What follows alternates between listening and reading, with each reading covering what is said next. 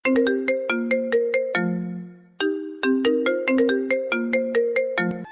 শোনো, একটা কাজ আছে, তুমি করবা? তুমি তো আমাকে একটা কাজ খুঁজে দিতে বলেছিলে, পেয়েছি, কিন্তু তুমি করবা কিনা জানি না, তবে পার্মানেন্ট না। কি এমন কাজ আপু? আমার একটা ফ্রেন্ড আছে, তার সাথে থেকে তার বয়ফ্রেন্ড হবার অভিনয় করতে হবে, তার সাথে ঘুরতে হবে এবং তাকে সময় দেওয়া লাগবে। তাতে আমার লাভ কি? কাজ শেষে তোমাকে হিউজ পরিমাণ অ্যামাউন্ট দেওয়া হবে এবং অভিনয়ে কালীন যত খরচ হবে সে বহন করবে। তা করা যায়, কিন্তু আচ্ছা ঠিক আছে, আমি রাজি আছি। তবে এমন করার 50 কারণ কি জানতে পারি? আহা, আদার ব্যাপারে জাহাজের খবর নিয়ে কি করবে? তোমাকে যেটুকু কাজ এবং টাকা দিলেই তো হলো, তাই না? তা একখান মনের মতো কথা বলেছেন। কবে থেকে এমন অভিনয় করতে? আমি তোমাকে রাতে ফোন দিয়ে বলে দিব। ওকে ঠিক আছে, আমি তাহলে এখন বাসায় যাই। তানিশা আপু চলে গেল, আমিও বাসার দিকে চলে এলাম। আসেন পরিচিত হয়ে নেই, আমি আকাশ আহমেদ নীল। আপাতত এই পর্যন্ত জেনে রাখেন। রাতে এই শোন, একটা ছেলে পেয়েছি, যেটা কিউট এবং সুন্দর আছে, কিন্তু ব্রিগেজ একটা সমস্যা আছে। কি সমস্যা? তোর থেকে জুনিয়র হবে, আমার থেকে 2-2.5 বছর ছোট হবে। মানে তোকে একটা কাজ ঠিক মতো করতে পারিস না? এই শোন, রেগে লাভ নেই, আমার পরিচয় তেমন নেই, হ্যাঁ? আর 2-1 জন থাকলেও তাদের তোকে পছন্দ হবে না, হলে বল, না হলে তুই খুঁজে নে। তুই পারিসটা কি? ছোট একটা কাজ দিলাম, সেটাও পারলি না? তোর কি ছেলে বন্ধু কম আছে? তাদের বললেই তো পারিস। ওদের গার্লফ্রেন্ড আছে, ওরা কেউ রাজি হচ্ছে না। আরে দেখ না কাউকে। আমি পারবো না, যেটা বললাম হলে বল। আচ্ছা ঠিক আছে, আগামীকাল পার্কে দেখা করিস, আর ওই ছেলেকে নিয়ে আসিস। বাই। রাতে খাওয়া দাওয়া সেরে দিলাম, ঘুম থেকে উঠে ফ্রেশ হয়ে নাস্তা করে বসে থাকলাম। বেশ কিছুক্ষণ পর তানিশা আপুর ফোন পেয়ে পার্কের সামনে আসতেই ওনাকে দেখতে পেয়ে ওনার কাছে যেতেই দেখি একটা সুন্দরী রমণী, জিন্স টপস, চোখে সানগ্লাস দিয়ে রেখেছে। দেখেই বোঝা যাচ্ছে কোটিপতি ঘরের মেয়ে হবে। মেয়েটা অনেক সুন্দরী আছে। কাছে গিয়ে বললাম, হাই আপু, কি অবস্থা, কেমন আছো? এই তো ভালো, তুমি কেমন আছো? আলহামদুলিল্লাহ ভালো। এটাই কি তোমার বান্ধবী? হুম, এখানে না দাঁড়িয়ে ভেতরে চলো। জি। হাই আপু, কেমন আছেন? আমার কথার কোনো উত্তর দিল না। বাহ বাহ, এত অহংকারী। আমিও আর কিছু বললাম না। তিনজনে টিকিট কেটে ভিতরে এলাম। এসে একটা জায়গায় বসি। তুই কথা বলে নে। আপু, আমার কিছু কথা আছে। না থাক, কিছু না, বলেন এবার। তোমার এই সব কিন্তু কিছুই না, ওগুলো একদম বিরক্তিকর। যেটা বলবা সেটা বলতে পারো না। আর তুই এমন চুপপাস থেকে তাড়াতাড়ি উত্তর দে। ট্রেন ছুটে যাচ্ছে নাকি তোর? এত তাড়াহুড়ো কিসের এত? আমার এত কাজ, আমি তাড়াহুড়ো করি না। আর তুই, কোনো কাজ আছে নাকি তোর? না, তেমন কিছু না। আচ্ছা তাহলে চুপচাপ বসেই থাক। আপনার নাম কি? পড়াশোনা হয় না জব? আমার নাম আকাশ, পড়াশোনা চলছে ডিগ্রির সেকেন্ড ইয়ারে। ওকে, তানিশা হয়তো আপনাকে সবকিছুই বলেছে। বলেছে, কিন্তু কারণ বলেনি। কারণ বললে অভিনয় করা ভালো হবে। কারণ খুব একটা গুরুত্বপূর্ণ না, টাইম পাসের জন্য। মেয়েটার কথা শুনে বেশ অবাক হলাম। টাইম পাসের জন্য কেউ এমন ভাবে ছেলে খোঁজে? বেশ অদ্ভুত বিষয় তো। আপনি দেখি অনেক আজব একটা মানুষ। টাইম পাসের জন্য এমন ভাবে কেউ ছেলে খোঁজে? আমি অনেক আজব। আপনি বললে তো ছেলেরা লাইন লাগিয়ে দিবে। তো এমন ভাবে ছেলে খোঁজার বিষয়টা মাথায় আসছে না, মনে হচ্ছে বিষয় অন্য কিছু। বাসা থেকে বিয়ের জন্য চাপ দিচ্ছে, আমার কথা কোনোভাবেই তারা শুনছে না। তাই আপনাকে বয়ফ্রেন্ড হওয়ার অভিনয় এবং আমার আব্বুর সাথে কথা বলতে হবে। আপনি আবারও মিথ্যা বলছেন। মেইন কারণ এটা না, অন্য কোনো কারণ আছে। আমার বয়ফ্রেন্ড আছে, কিন্তু সে এখন বিয়ে করতে পারবে না। আমি বিয়েটা কোনোভাবে আটকে রাখতে পারছি না। মনে হচ্ছে আপনি আবারও মিথ্যা বলছেন। আপনারা যেহেতু বড়লোক, আপনার বয়ফ্রেন্ডও অবশ্যই বড়লোক হবে। বড়লোক হলে তো আপনার বাবার আপত্তি থাকার কথা নয়। এমনভাবে মিথ্যা না বলে সত্যিটা বলেন। সত্যিটা বললে আমার জন্য ভালো হবে। সত্যি বলতে, বলতে বয়ফ্রেন্ড না, একটা বর প্রয়োজন। মানে এখন বিয়ে না করলে আমি আমার নামে সম্পত্তি করতে পারবো না। যেদিন বিয়ে করব সেদিন সম্পত্তির কাগজপত্র আমার হাতে আসবে। আমিও তো ভাবি এমন করার প্রয়োজন কি। জি বুঝলাম, তো একটা বিয়ে করে নিলেই তো পারেন। এমন নাটক সাজানোর কি আছে? আমি এত তাড়াতাড়ি সাংসারিক জীবন শুরু করতে চাই না। অনেক স্বপ্ন পূরণ এখনো বাকি আছে। আমি চাই কন্ট্রাক্টে বিয়ে করতে। এই কয়েক মাসের জন্য কয়েকজনকে বলেছিলাম, কিন্তু ওদের কথা এবং ব্যবহার পছন্দ হয়নি। তুই আমাকে মিথ্যে কেন বললি? তুই কি মিথ্যে বলি কি জন্য? তুই বললি বয়ফ্রেন্ড লাগবে, এখন এই কথা বলছিস? এমন জানলে এবে নিয়ে আসতাম না, না বলতামও না। আপনার এমন প্রস্তাবে কে রাজি হবে? আমার কাজ শেষ হয়ে গেলে আপনাকে 3 লাখ টাকা দেব। আর কিছু শর্ত থাকবে। যেমন? বিয়ে হবে সত্যি সত্যি ঠিক আছে, তবে কাজ শেষ হবার সাথে সাথে ডিভোর্স দিয়ে দিব। আপনি আমার উপর কোনো প্রকার স্ত্রীর অধিকার দেখাতে পারবেন না। আমাকে কখনো টাচ করতে পারবেন না। টাকার তো অনেক প্রয়োজন ছিল, আর জীবনে একটা দাগও লেগে যাবে। কি যে করব বুঝতে পারছি না। একটু চুপ থেকে বললাম, আপনার শর্তে রাজি আছি, তবে 5 লাখ লাগবে। এটা অনেক বেশি হয়ে গেল না? আপনার কাছে এটা কিছুই না জানি, হলে বলেন, না হলে আমার কিছু বলার নাই। তবে আমার উপর যেন আইনি কোনো ঝামেলা না আসে। আর মোহর কি করবেন? মোহর দিয়ে আপনাকে ভাবা লাগবে না। মোহর হিসাবে শুধু 1 টাকা দিয়ে রাখবো। আর আইনি কোনো ঝামেলা হবে না। এদিক দিয়ে টেনশন মুক্ত থাকতে পারেন। ওকে, ঠিক আছে। কবে বিয়ে হচ্ছে তাহলে? আজকে বিকেলে রেডি হয়ে থাকবেন, বিকেল 5টায়। জি, ঠিক আছে। আচ্ছা, আমি উঠছি। কাজী অফিসের সামনে দেখা হবে। বাই আপু, চলো। আমি উঠে হাঁটতে লাগলাম। আপু আসো। তানিশা আপু উঠে আমার হাত ধরে বলল, তুই এই কাজটা কি করলা? তুমি এই কাজটা কি করলা? ওর প্রস্তাবে তুমি রাজি হলা কি জন্য? তোমার কাছে কি বিয়েটা ছেলে খেলা? না আপু, বিয়ে ছেলে খেলা না, সেটা আমি জানি। তবে টাকার প্রয়োজন অনেক।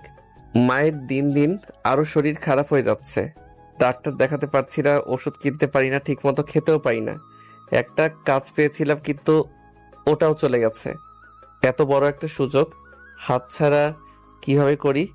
অনেক টাকা পাবো। আন্টি জানলে কষ্ট পাবে না? যখন সুস্থ হবে তখন বলবো ওটাই ভালো হবে। বাবা থাকলে তো আর এমন হয়তো হতো না। জীবনটা রঙিন এবং সুন্দর হতো।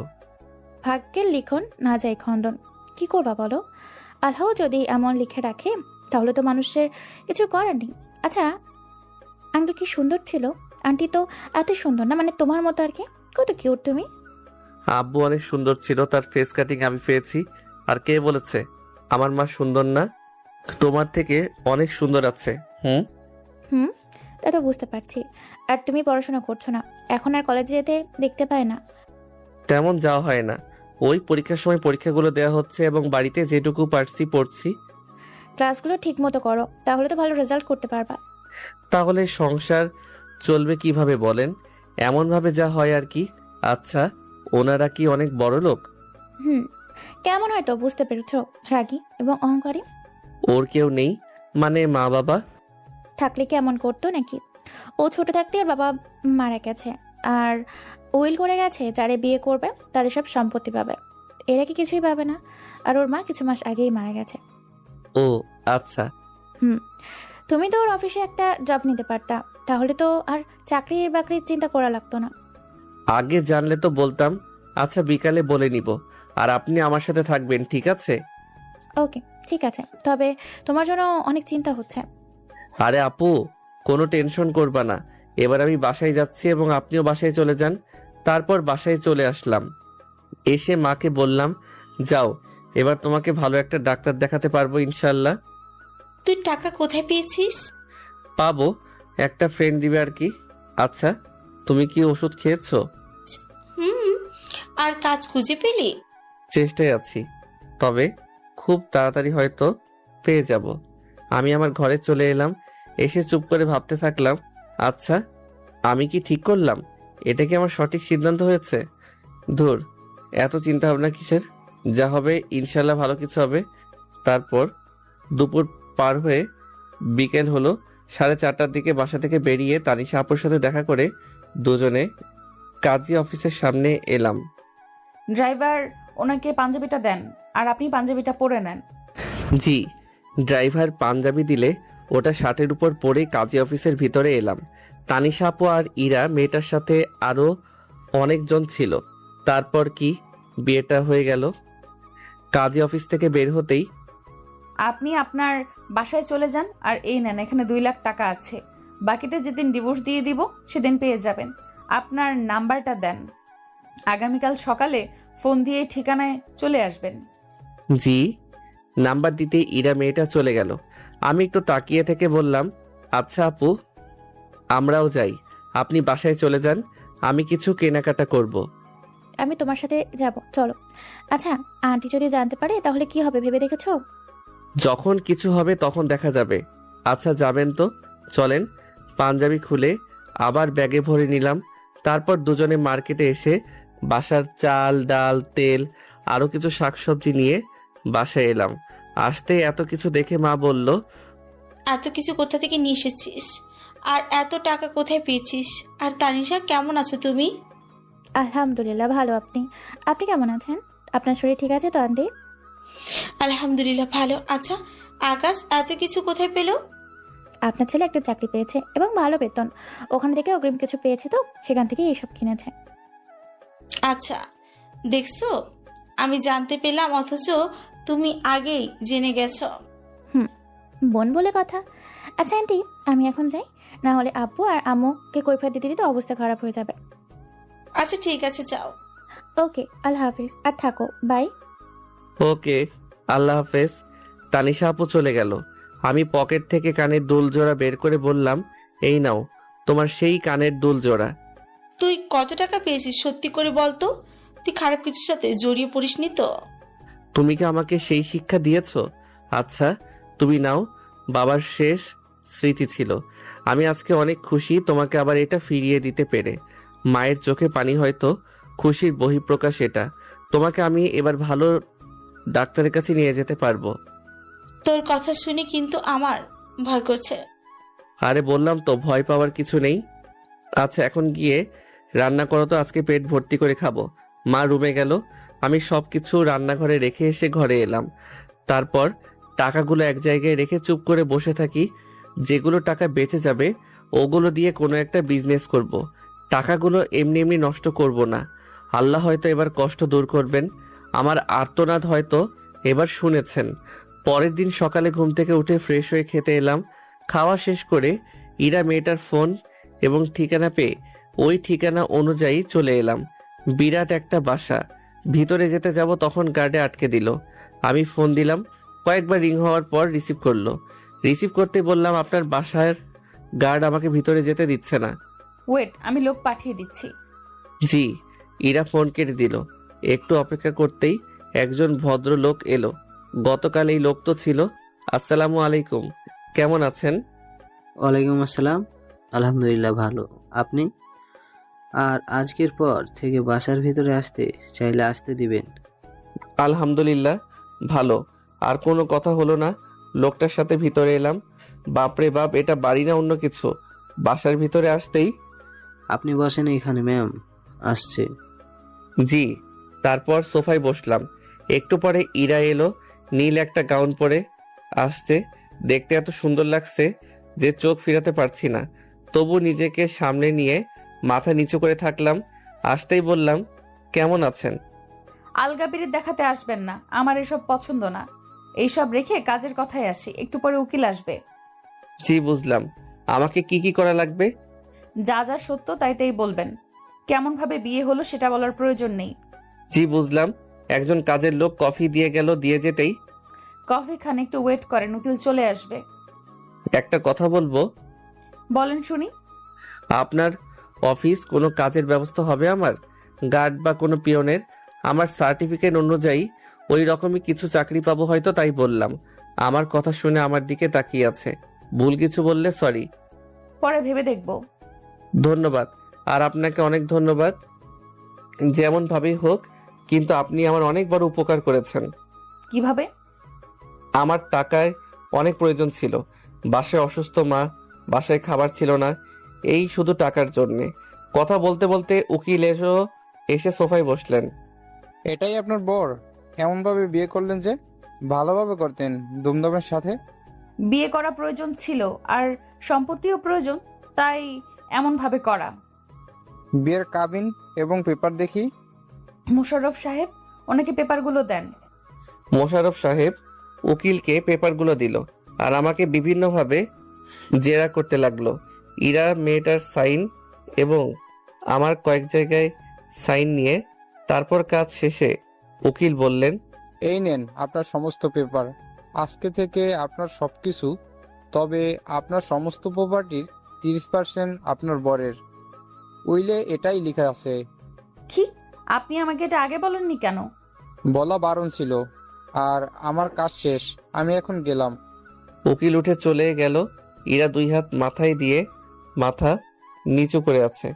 আচ্ছা শুনেন, আপনার সম্পত্তিতে আমার বিন্দুমাত্র লোভ নেই।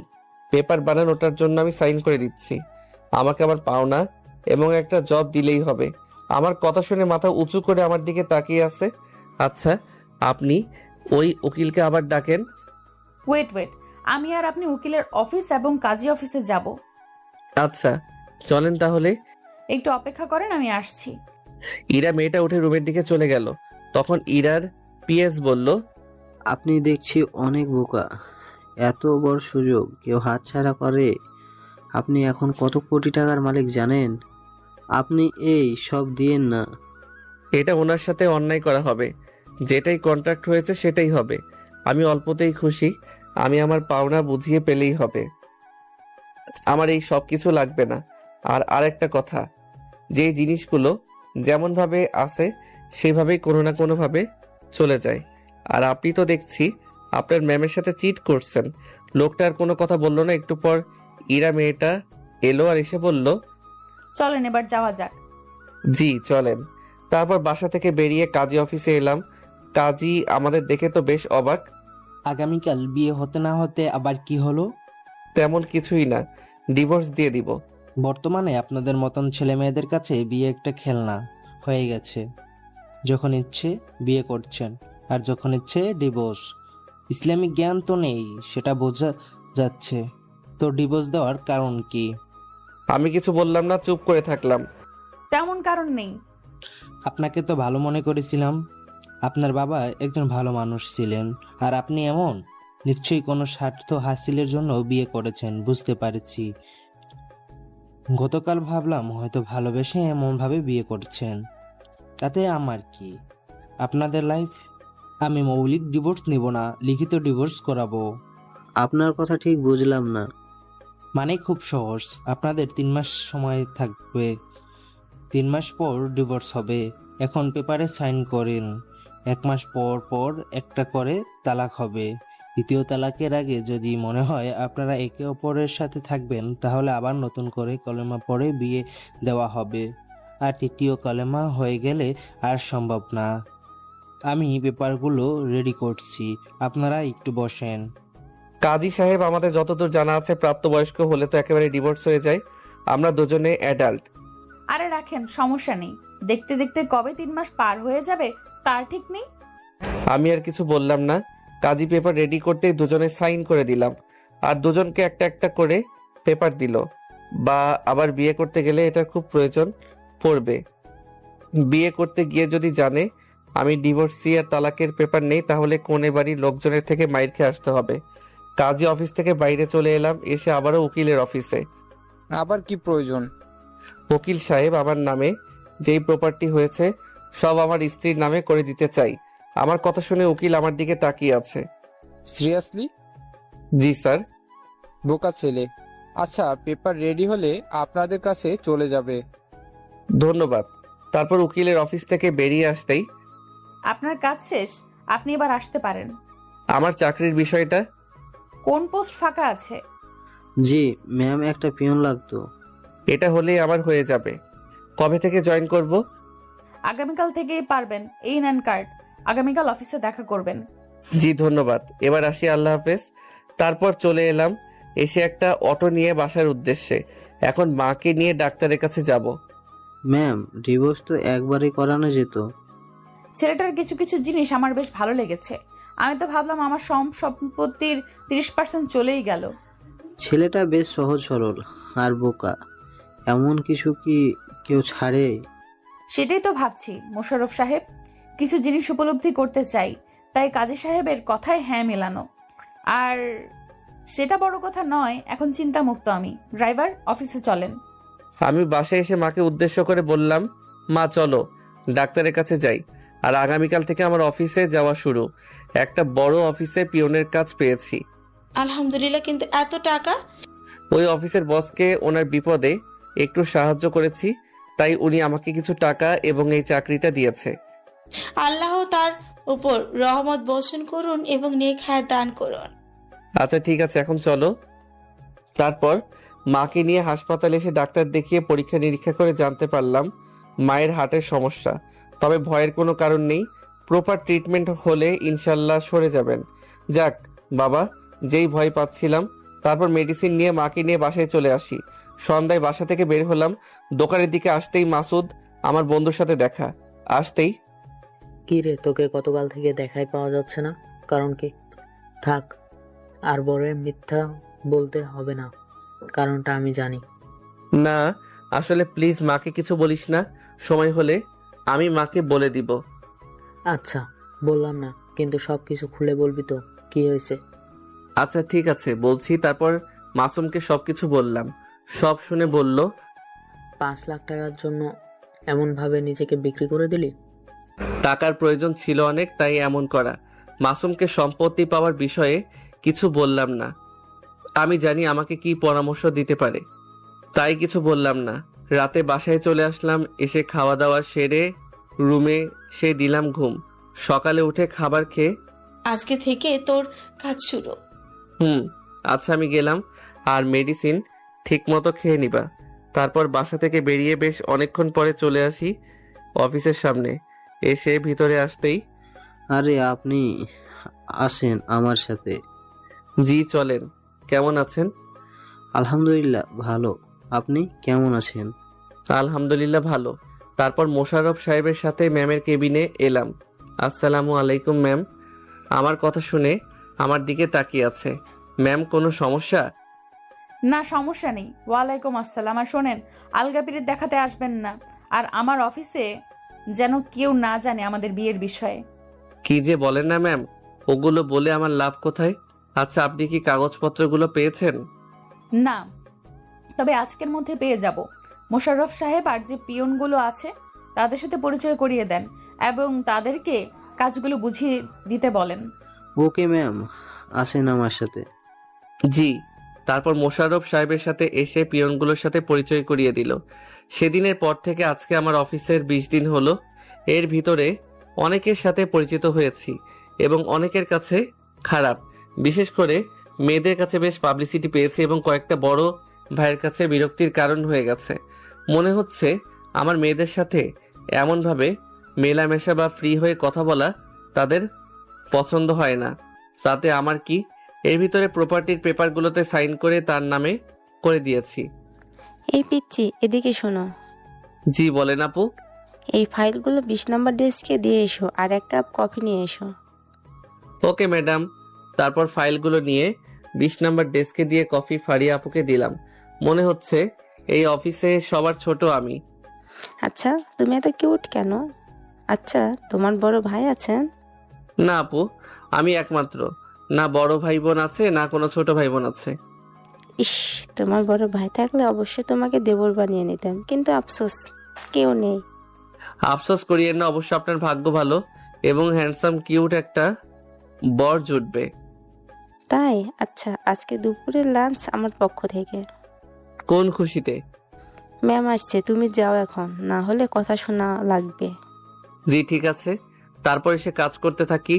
দুপুরে লাঞ্চের সময়, তুমি পড়াশোনা বাদ দিয়ে এই বয়সে চাকরি কেন করো? আর চাকরি পেলেই বা কিভাবে? আসলে আপু আমার বাবা নেই। বাবা না থাকায় এই কাজ খোঁজা আর চাকরিটা পেয়েছি। ম্যাম হলেন আপুর বান্ধবী। তখন যে বললে তোমার কোনো বড় ভাই বোন নেই। আপন বন্ধু না, উনি আমাদের পাড়ায় থাকে। বলা চলে উনি আমার আপন বোনের মতোই। ওনার সুবাদে এই জবটা পাওয়া।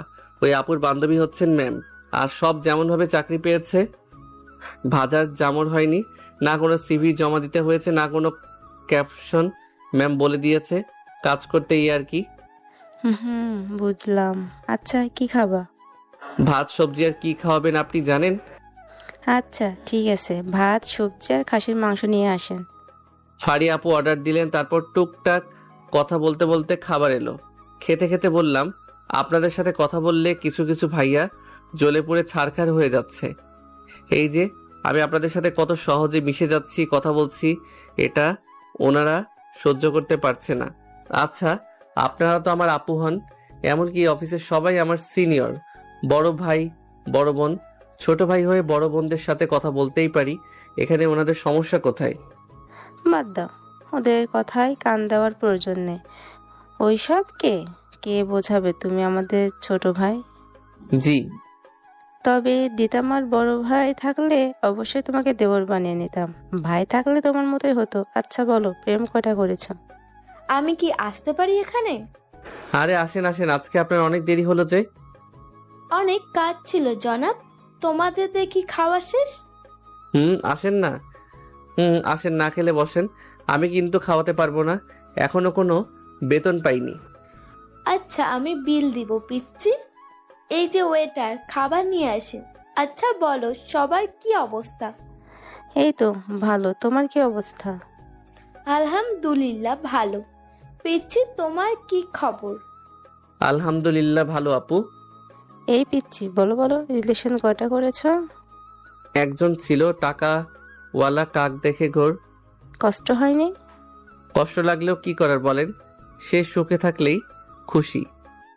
আহা, তোমাকে ছেড়ে চলে গেল আর তুমি খুশি নিয়ে পড়ে আছো। সে আমাকে ভালোবাসেনি ঠিক আছে, আমি তো তাকে সবটুকু দিয়ে ভালোবেসেছিলাম। আমি তো ওর খারাপ চাইতে পারি না। মেয়েটা কপাল পোড়া।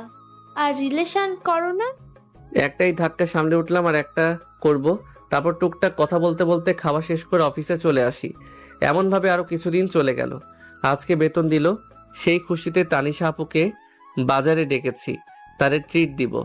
এখন রাত 7টা বাজে, কিন্তু তাহার দেখা নেই। ওই তো এসেছে। এতক্ষণ কোন ব্যাটার লগে ছিলা? ধুর ফাজিল, আমার ওসব কিছু নেই। বলো, এমনভাবে ডেকেছো কেন? আজকে বেতন পেয়েছি তাই তোমাকে ট্রিট দিব। আচ্ছা চলো, ফুল দিয়ে শুরু করি। তাই নাকি? আচ্ছা চলো তাহলে। একটা ফুলের দোকানে এলাম। এসে বেলি ফুলের মালা নিয়ে বললাম, আচ্ছা দাও, আমি চুলের খোপায় লাগিয়ে দিচ্ছি। আহারে, আচ্ছা দাও।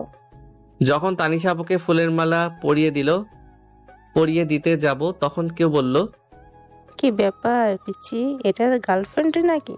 সাইডে তাকিয়ে দেখি ফাড়ি আপু। আরে আপু আপনি? ভুল সময় চলে এসেছি নাকি? আরে না না, এটা আমার গার্লফ্রেন্ড না, তানিশা আপু। ও আচ্ছা, তাই বলো। আমি ভাবলাম তোমার গার্লফ্রেন্ড। আরে না, এখন বলেন আর কি ফুল নিবেন না? গোলাপ দিব না, ওটা আপনার বয়ফ্রেন্ড থেকে নিয়ে নেবেন। ফাজিল কোথাকার। Hi, nice to meet you. আমি তানিশা, আপনি? আমি ফারিয়া। এই পিচ্ছি যে অফিসে চাকরি করে ওখানে আমিও জব করি। আপনার গুণগান যত পাই। তানিশা আপু, এই তানিশা আপু। এই ফাজিল আবার আমার সম্পর্কে কি বলে?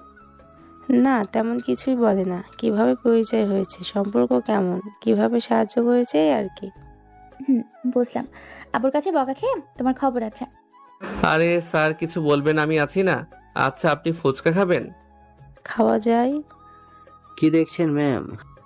ওদের ভেতরে কি অন্য কোনো সম্পর্ক আছে? ওদের ভেতরে কি রিলেশন চলছে? মনে হয় না ওদের ভিতরে কোনো রিলেশন আছে।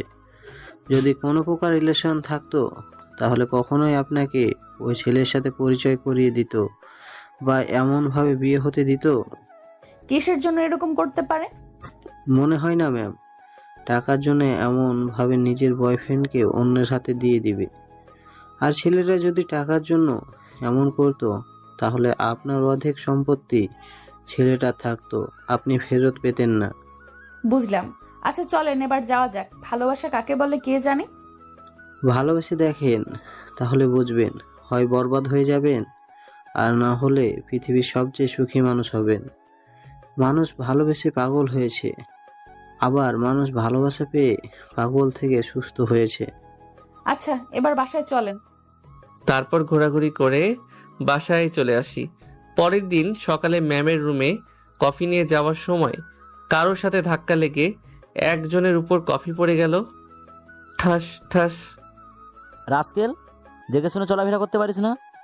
আমার এত দামি স্যুটকে নষ্ট করে দিল। এইসব ছোট লোকের বাচ্চাদের কাজে রাখে কে? কমন সেন্স বলে কিছুই নেই, রাবিশ কোথাকার। সরি স্যার, আমি খেয়াল করিনি। এই ভিখারির বাচ্চা, এর দাম জানিস? আবার মারতে যাবে তখন কেউ হাত ধরে নিল। তাকিয়ে দেখি মোশাররফ স্যার আর পাশেই ম্যাম দাঁড়িয়ে আছে। আপনার সাহস কি করে হয় আমাকে আটকানোর? কি সমস্যা হয়েছে মিস্টার খান? এমন চিৎকার করছেন কি জন্য? এই ছোট লোকের বাচ্চা, পিয়নের বাচ্চা পিয়ন আমার স্যুটের ওপর কপি ফেলে দিয়েছে। কাণ্ডজ্ঞানহীন সব। এই সর্বগাজলের বাচ্চাদের দিয়ে কিভাবে কাজ করান?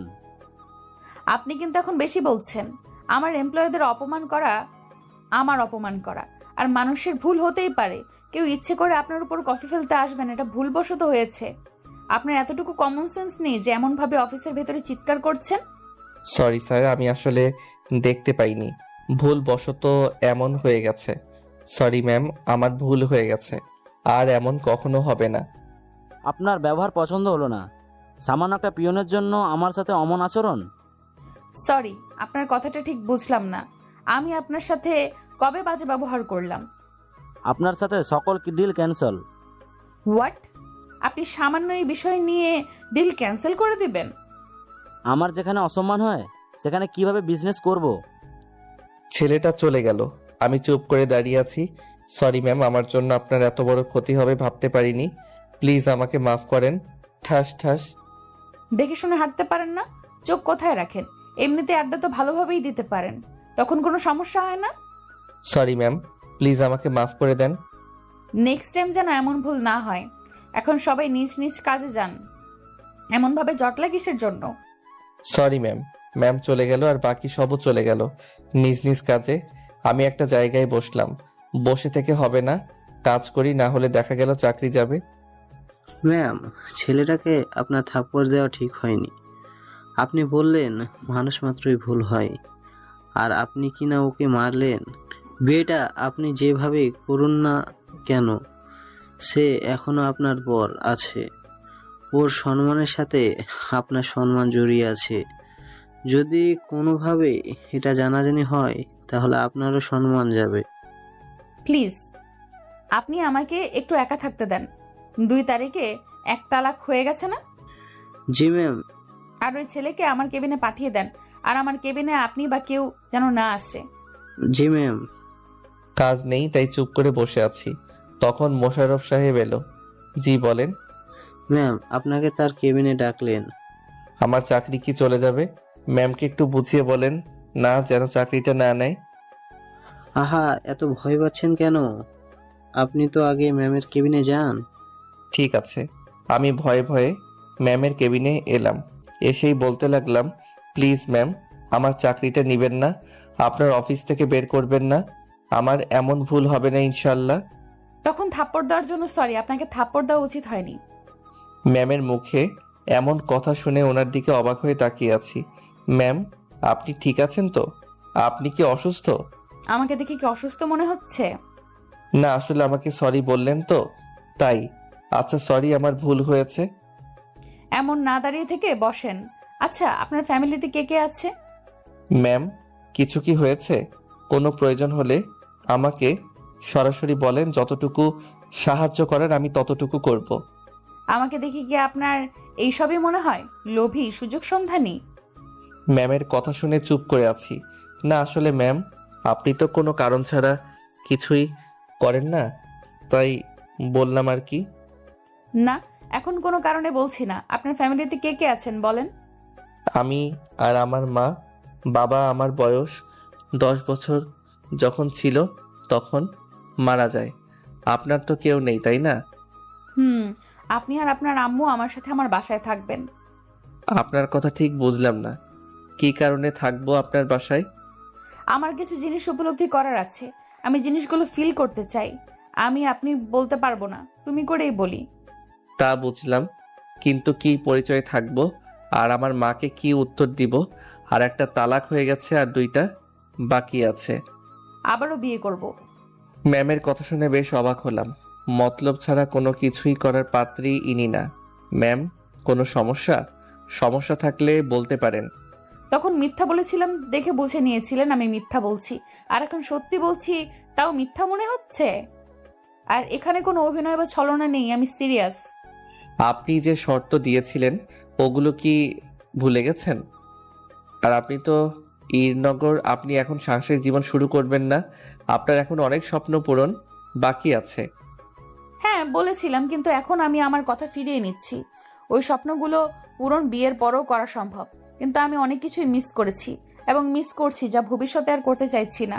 কিছু কিছু জিনিস আমি ফিল করতে পারছি, যা এর আগে পারিনি। আপনার কথা বুঝলাম, কিন্তু ম্যাম আমি তো আপনার সাথে থাকতে পারবো না। মাফ করবেন, আপনি বলেছিলেন যে কাজ শেষে ডিভোর্স দিয়ে দিবেন, তাই রাজি হয়ে গেছিলাম, না হলে কখনোই রাজি হতাম না। আমার ভেতরে কমতি কিসের? আপনি সব দিক থেকেই পারফেক্ট আছেন, কিন্তু আমি আপনার যোগ্য না। আমি পারফেক্ট না। কেন না হতে? কতক্ষণ? একটা প্রবাদ আছে জানেন তো, স্বভাব যায় না মলে, কয়লা যায় না ধুলে। আমি যতই নিজেকে পরিবর্তন করতে চাই পারবো না, আমাদের দ্বারা সম্ভব নয়। মানুষের দ্বারা সবকিছু সম্ভব, আমি তোমাকে সেভাবেই বানিয়ে দিব। হয়ে গেলে আপনার কাছে খোঁচা খেতে খেতে জীবন যাবে। মানুষের এটা ধর্ম, খোঁচা দিয়ে কথা বলা। যখন খোঁচা দিবেন তখন ওগুলো বুকের ভিতর তীরের মতো গিয়ে লাগবে। আমি এমনি ঠিক আছি ম্যাম, সাধারণ সিম্পল, কোনো অহংকার নেই, কোনো অ্যাটিটিউড নেই। ডিভোর্সটা হয়ে যাক, তখন আপনি ভালো কাউকে দেখে বিয়ে করে নেবেন। আমি পারবো না ম্যাম, দুঃখিত। তেমন কোনো সমস্যা হবে না, আমি কোনো খোটা দিব না। আমি তোমাকে কোনো রকম ভাবেই ছোট হতে দিব না। ম্যাম নিজের জীবকে বিশ্বাস নেই, আর আপনাকে আমি কিভাবে বিশ্বাস করব? আমাকে আপনার এতটা খারাপ মনে হয়? তুমি আমার উপর বিশ্বাস রাখতে পারো, তোমার বিশ্বাস ক্ষুণ্ণ হতে দিব না। ম্যাম আপনি আপনার টাইপের অনেক ছেলে পাবেন, এমনকি অনেক ভালো ছেলে পাবেন। আমাদের ভিতরে যে চুক্তি হয়েছিল সেটাই হবে। আমি যে কয়েকটি খোঁজ নিয়ে দেখেছি সেখানে সব কয়টা লোভী পেয়েছি। সত্যি বলতে তোমার মতো আর কাউকে পাইনি। তুমি এত সম্পদ হাতে পেয়েও কত সহজে দিয়ে দিলা। আমি বিষয়টা বুঝতে পারছি ম্যাম, চিন্তা করবেন না।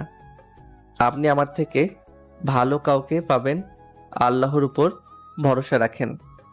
আমি পেয়েছি, আর এখন আমি হাতছাড়া করতে চাইছি না।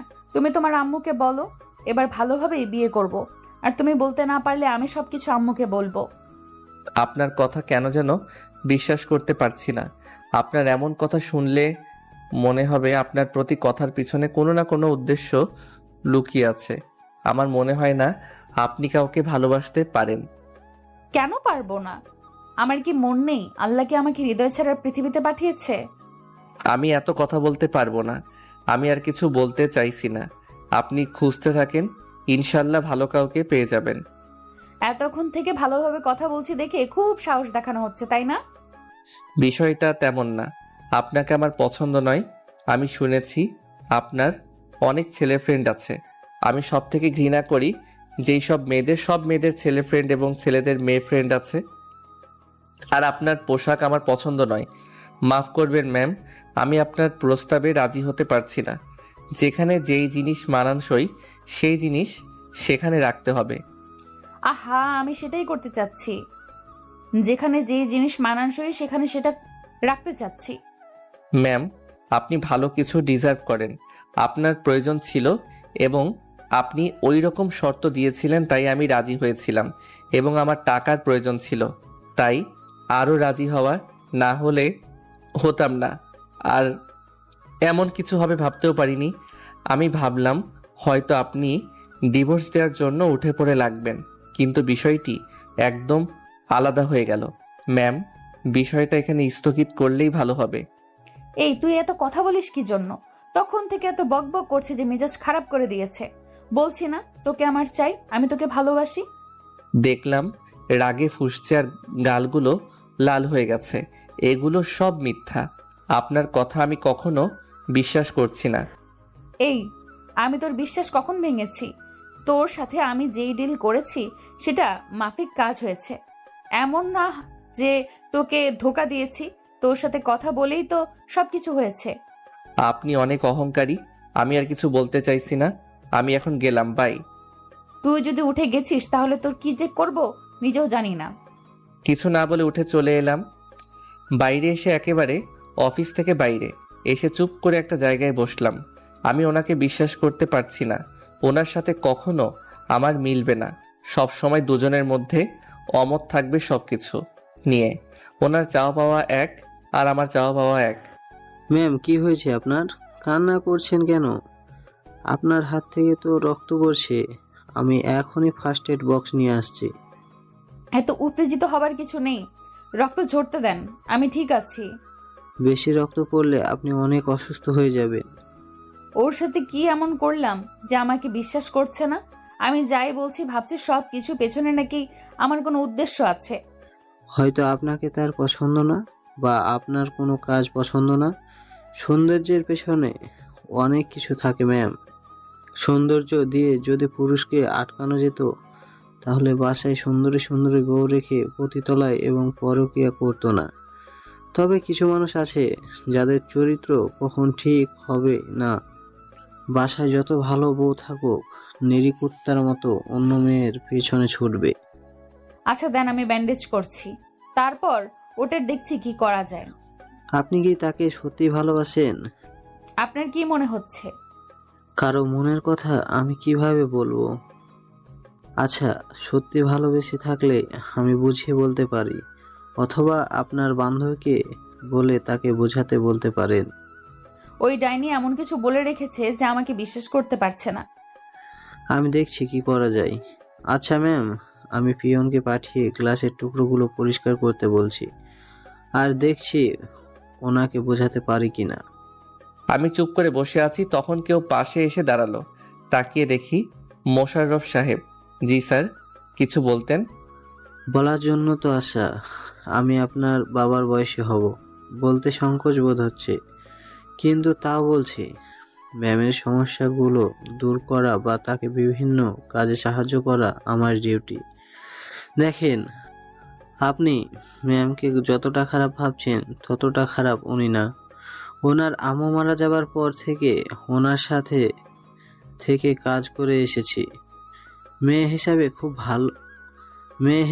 খুব খারাপ না। মানছি কিছুটা অহংকারী। টাকা পয়সা থাকলে এমন সবাই একটু একটু হয়ে থাকে। তবে আপনার সাথে এবার কোনো উদ্দেশ্য বিয়ে করতে বলছে না, আপনাকে সত্যি ভালোবাসে। যেদিন আপনারা ডিভোর্স পেপারে সাইন করেন, সেদিন থেকেই আপনার সম্পর্কে আমাকে জিজ্ঞেস করে। আপনি মানুষটা কেমন জানতে চাই। তার জন্য তো ডিভোর্সটা এমনভাবে করতে চাইলেন উনি। না হলে উনিও ভালো করে জানেন যে একেবারে ডিভোর্সটা হয়ে যেত। উনি আপনাকে বুঝতে চাইছিলেন, তাই উনি এতগুলো দিন সময় নিয়েছে। আপনি যখন সেদিন ম্যামের বান্ধবীর মাথায় ফুল বেঁধে দিচ্ছিলেন, তখন অনেক সময় দাঁড়িয়ে দাঁড়িয়ে আপনাদের দেখছিল। সেদিন কি গতকাল রাতেই তো। দেখেন, সমস্যা সবার জীবনে থাকে, মতের অমিল থাকে, এগুলো সরিয়ে এগিয়ে যেতে পারলে জীবন সুন্দর। আমাকে আপনি এখন কি বলতে চাইছেন? উনি সুন্দরী হতে পারে এবং টাকা পয়সা থাকতে পারে, কিন্তু এমন মেয়ে আমার পছন্দ না। আমার বউ হিসেবে চাই গৃহিণী, কোনো সরকারি চাকরিজীবী বা কোনো বিজনেসম্যানকে না। আমার পছন্দ হবে বাসায় থেকে আমার মাকে সাহায্য করবে। আমি বাসায় থাকলে আমার খেদমত করবে, বা কাজ শেষ হয়ে ক্লান্ত হয়ে যখন বাসায় ফিরবো তখন আমার খেদমত করবে। আমি জানি উনি এগুলো কখনো পারবে না, তাই আমি দূরে দূরে থাকছি। আমি স্মার্ট কোনো ছেলে না, আর হতেও চাই না। আমি খ্যাত, আমার চিন্তা ভাবনাও খ্যাত, আর খ্যাতই ভালো। যেগুলো আমার পার্সোনাল সেগুলো আমার পার্সোনাল থাকবে। আপনি আপনার ম্যামকে ভালোভাবে বুঝিয়ে বলে দিবেন ওনার জন্য স্মার্ট পাত্র চাই, আমার মতো এত নিচু চিন্তাধারার ছেলে না। আপনার কথা বুঝতে পারছি। এমন মেয়ে শুধু আপনার না, প্রায় সকল ছেলেদের পছন্দ। কিন্তু কতজন পায় বলেন? যেগুলো পায় সেগুলোকে নিয়ে জীবন কাটাতে হয়। আচ্ছা, আমি বুঝলাম আপনার কথা। আপনার ম্যামকে বুঝিয়ে বলে দিবেন, তাহলে হয়ে যাবে। আর এত দিন থেকে তার অহংকারের জন্য মনের ভিতর তার প্রতি আলাদা একটা ঘৃণা তৈরি হয়েছে। আচ্ছা, সেসব কথা ওনাকে বুঝিয়ে বলে দিবেন। মোশাররফ সাহেব উঠে চলে গেলেন। আর কিছুক্ষণ বসে থেকে অফিসের ভিতর চলে এলাম। লাঞ্চের সময় চুপচাপ খাচ্ছি, তখন কেউ পাশে এসে দাঁড়িয়েছে। দেখি নীলিমা আপু। আপনি দাঁড়িয়ে কেন? বসুন। চাকরি আছে না, গেছে। আর মনে হচ্ছিল ম্যামের কেবিনে অনেকক্ষণ ছিল, তারপর ম্যামের কেবিন থেকে বাইরে চলে গেছিল, ওখানে অনেকক্ষণ থেকে তারপর অফিসে। কারণটা কি? কারণটা খুব সোজা। অনেক কথা শুনিয়েছে, তাই মন খারাপ করে বাইরে বসেছিলাম। এত বড় একটা ডিল নষ্ট হয়ে গেছে, আমাকে কি এত সহজে ছেড়ে দিবে ভেবেছেন? তাও একটা কথা। জি, লাঞ্চ কি শেষ না মাত্র এলেন? না, আসলাম। ম্যাম হঠাৎ করেই এই রেস্টুরেন্টে, এখন পর্যন্ত আমরা ছাড়া তো উনি এখানে কখনো আসেননি। এই মেয়ের মাথা গেছে। শালা, আগে যদি জানতাম তাহলে এমন প্রস্তাবে রাজি হতাম না। জানবো বা বুঝবো কিভাবে? আগে যে অ্যাটিটিউড দেখলো, মনে হচ্ছে আমাকে পাত্তাই দিবে না, আমার সাথে প্রয়োজন ছাড়া কথা বলবে না, কিন্তু এখন দেখি পুরো উল্টা। মিস, আপনার নাম কি জানো? জি ম্যাম, আমি নীলিমা। মিস নীলিমা, আপনি এখন যান। এ কি করতে চাচ্ছে? নীলিমা আপু চলে গেল, যেতেই বলল, মেয়েদের সাথে চিপকে থাকতে খুব ভালো লাগে, তাই না? তাই তো, যখন দেখি মেয়ে আশেপাশে। আমি মেয়েদের পাশে যাই না, ওনারাই আসে। কত কিউট আমি। এমন কিউট একটা ছেলের সাথে কে না কথা বলতে চাই বলেন? তাই না? এইগুলো পরে দেখছি আমি। সেসব বাদ দিয়ে আজকে গিয়ে আপনি আম্মুর সাথে কথা বলবেন। অবাক হওয়ার কিছুই নেই, আমি যেটা বলছি সেটা করবেন। আর না হলে আমি গিয়ে আম্মুর সাথে কথা বলবো। আচ্ছা ম্যাম, আপনি কি মদ বা ড্রিঙ্কস করেন বা বেশ থাকেন? না সোনা, আমি এগুলো কিছুই খাই না। তবে একবার ট্রিক্স খাওয়া হয়েছে। একবার না, কয়েকবার হয়েছে। আর আমি তোমার নেশায় আসক্ত। খাবার খাওয়া বাদ দিয়ে ম্যামের দিকে তাকিয়ে আছি। হঠাৎ এত প্রেম কোথা থেকে আসলো? না আমাকে তার কাজের জন্য ব্যবহার করবে? যদি কোনো কাজের জন্য হতো তাহলে তো সরাসরি বলতে পারে, যেমন বিয়ের ডিলটা করেছিল। এত কি ভাবো? তেমন কিছুই না। আপনি আমার বাকি টাকাগুলো দিয়ে দেন। মাত্র 3 লাখ তুমি চাইলে আমার সমস্ত কিছু তোমাকে দিয়ে দিতে পারি। আমি যদি আপনার সব কিছু নিয়ে তাড়িয়ে যাই? এতটুকু বিশ্বাস আছে যে তুমি সেই রকম কিছু করবা না। তোমার যদি মনে এরকম কিছু থাকতো তাহলে এত কিছু পাবার পর ফেরত দিতা না। আর তুমি আমার পিএসকে সেদিন কি বলেছো সেটাও ওনার কাছ থেকে শুনেছি। আমি তোমার সততা দেখে ফিদা। আমি অত কিছু বুঝি না। তুমি যদি না বলো আম্মুকে আমি সব বলবো, সব কিছু বলবো। ম্যাম উঠে চলে গেল। আমি বেশি কিছু না ভেবে খাওয়া শেষ করে চলে আসি অফিসে। কি যে একটা ঝামেলায় পড়লাম। অফিস শেষ করে সন্ধ্যায় বাড়ি চলে এলাম। এসে ফ্রেশ হয়ে মাকে উদ্দেশ্য করে বললাম, মা, তোমাকে কিছু বলার আছে। কি বলবি বল। তোমাকে অনেক বড় একটা মিথ্যা বলেছি, আমাকে মাফ করে দাও। কি হয়েছে বলবি তো? না বলি এসব বলে যাচ্ছে। মাকে সবকিছু বললাম। মা সবকিছু শুনে আমার দিকে তাকিয়ে আছে। আমাকে মাফ করো, আমি তোমাকে না বলে এমন একটা কাজ করে ফেলেছি। একেবারেও ভাবলি না তোর উপর কেমন একটা দাগ লেগে যাবে। তোকে আর কি বলবো বল, যেটা হয়েছে সেটা হয়ে গেছে, আর তো ঠিক করা যাবে না, পরিবর্তন করাও সম্ভব না। মেয়েটা যখন থাকতে চাইছে তখন আর সমস্যা কোথায়? সমস্যা অনেকগুলো, তুমি বুঝতে পারছো না। যদি কখনো খোটা দেয় তখন কেমন লাগবে, আর যদি তোমাকে কিছু বলে তখন আমার কেমন লাগবে। আমরা যেমন সাধারণ তেমনি সাধারণ কাউকে নিয়ে আসবো। এমন তো নাও হতে পারে, তাই না? যদি হয় তো কি হবে? আচ্ছা, বিয়েটা কি তোর কাছে খেলনা মনে হয়? বিয়ে একবারই হয়। বিয়েটা যেমন ভাবে হোক হয়েছে তো। এসব ডিভোর্স ভালো কিছু না, এগুলো ভালো না। মেয়েটা যখন বলেছে তখন তোর সমস্যা কোথায়? আচ্ছা ঠিক আছে, তুমি যখন বলছো তখন না হয় বলবো। জানি তুমি কষ্ট পেয়েছো, তার জন্য সরি। আচ্ছা ঠিক আছে, আমি কিছু মনে করিনি। তোর মন খারাপ করতে হবে না। মায়ের সাথে কথা বলতে লাগলাম, একসময় বলল, মেয়েটার নাম্বার আছে না? বৌমার নাম্বার আছে না? ফোন দে, আমি কথা বলবো। মায়ের দিকে একটু তাকিয়ে থেকে বললাম, না নেই, কখনো ফোন দেয়নি। একবার ফোন দিয়েছিল কিন্তু কোনটা নাম্বার ভুলে গেছি। আচ্ছা ঠিক আছে, আগামীকাল নাম্বার নিয়ে আসবে, তারপর কথা বলবো না হয়। ঘরে এসে ভাবতে লাগলাম আগামীকাল তো শুক্রবার ছুটি আছে, তানিশা আপুর সাথে দেখা করি। ফোন দিই, তারপর আপুকে ফোন দিয়ে বললাম যেন দেখা করে। ফোন রেখে মাকে বলে বাইরে চলে আসি। এসে মাসুমের সাথে আড্ডা দিয়ে রাতে এলাম। তারপর খাবার খাওয়া শেষ করে দিলাম ঘুম। পরের দিন সকালে ঘুম থেকে উঠে ফ্রেশ হয়ে খাওয়া দাওয়া শেষ করে রুমে আসতে দেখি ফোন বাজছে। ফোন রিসিভ করে সালাম দিয়ে বললাম, জি, কে বলছেন আপনি? তোমার ফোনে আমার নাম্বার সেভ করা নেই? না, আসলে প্রয়োজন মনে করিনি। তোমার ইচ্ছে। আর আম্মুকে বলেছো সবকিছু? বলেছিলাম, আপনার সাথে কথা বলতে চেয়েছিল, কিন্তু আপনার নাম্বার না থাকায় ফোন দিতে পারিনি। আচ্ছা, এখন গিয়ে ফোন দাও। আচ্ছা, ফোন নিয়ে গিয়ে মাকে ফোন এগিয়ে দিয়ে বললাম, এই যে রাতে কথা বলতে চেয়েছিল, কথা বলো। মাকে ফোন দিয়ে ঘরে চলে এলাম। জানি না তাদের ভিতরে কি কথা হলো। একটু পরে মা এসে ফোন এগিয়ে দিয়ে বলল, বাজার থেকে ঘুরে আয় তো, শাক সবজি মাছ মাংস নিয়ে আসবি। মায়ের কথা শুনে বুঝলাম আসছে, তাই বললাম আচ্ছা ঠিক আছে। পকেটে ফোন নিয়ে বাসা থেকে বেরিয়ে চলে আসি বাজারে। তারপর শাক সবজি মাছ মাংস নিয়ে বাসার সামনে আসতেই দেখি বাসার সামনে গাড়ি দাঁড় করানো আছে। ভিতরে এলাম, দেখি ম্যাম, তানিশা আপু আর মা বসে আছে। এই যে দাও, সড়ক কিছু নিয়ে আসছি। ম্যাম, আমাদের বাসার খাবার খেতে পারে তবেই। রাখ তো তোর ফালতু কথা, এত যে বেশি কথা বলে। আমাকে বকা খাওয়া দেখে ইরা হাসছে, আবার হাসি দেখানো হচ্ছে। কেমন আছো বলো?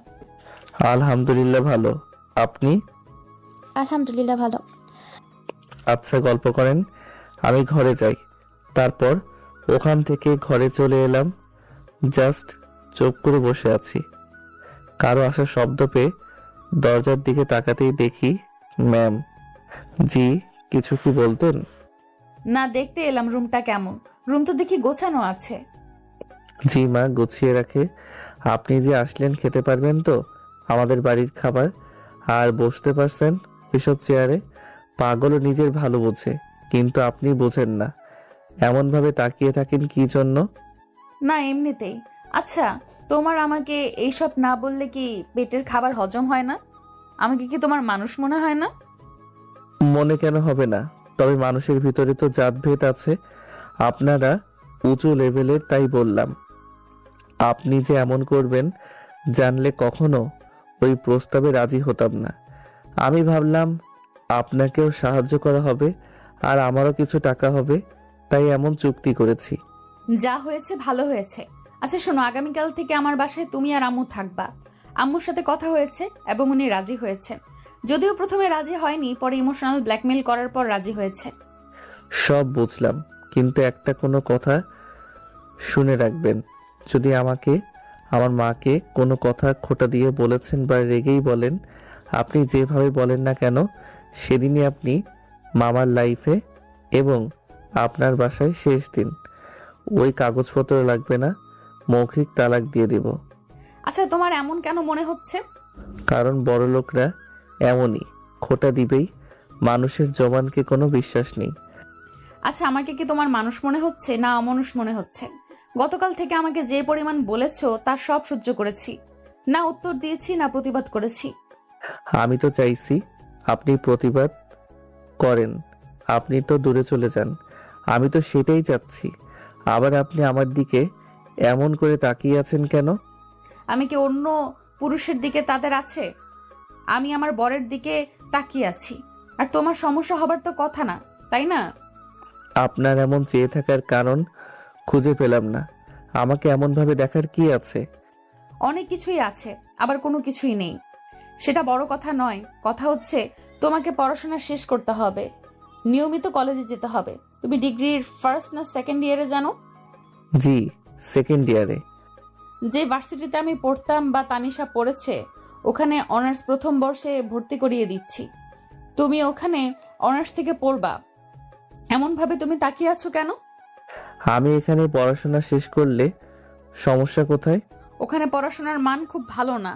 আর 2টা কলেজের ভেতরে ভালো কোনটা, পড়াশোনার মান কোনটার ভালো?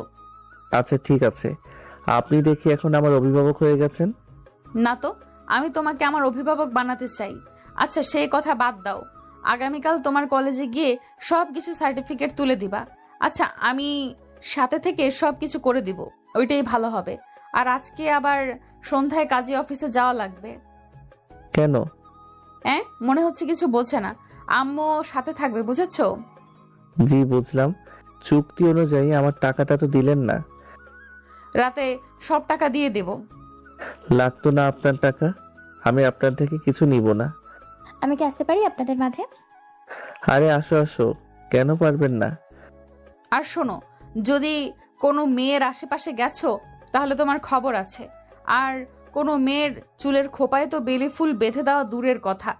আর তুই শুনে রাখ, আমার বরের আশেপাশে যাবি না। তুই কেমন বোন হলি না হলি সেটা আমার দেখার বিষয় না। শোন, তোর পরিচয় হওয়া 35 দিনের মতো হলো, আর আমার সাথে পরিচয় বেশ কয়েক মাস।